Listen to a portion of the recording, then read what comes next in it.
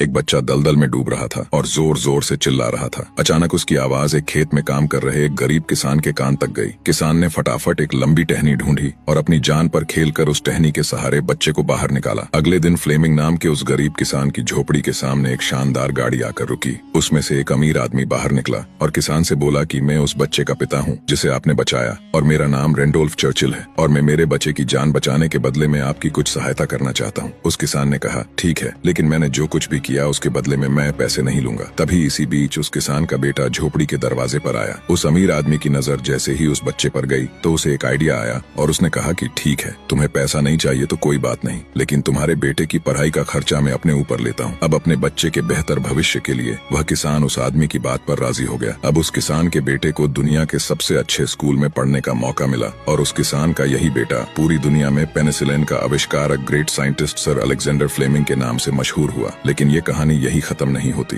कुछ सालों बाद उस अमीर आदमी के बेटे को निमोनिया हो गया और उसकी जान सर अलेक्जेंडर फ्लेमिंग द्वारा बनाए गए पेनिसिलिन के इंजेक्शन से ही बची। और उस अमीर आदमी के बेटे का नाम था विंस्टन चर्चिल, जो 2 बार ब्रिटेन के प्रधानमंत्री रहे। दोस्तों, शायद इसीलिए कहते हैं कि कर्म हमेशा घूम कर आते हैं। इसलिए हमेशा दूसरों का अच्छा करें ताकि आपके साथ भी हमेशा अच्छा हो।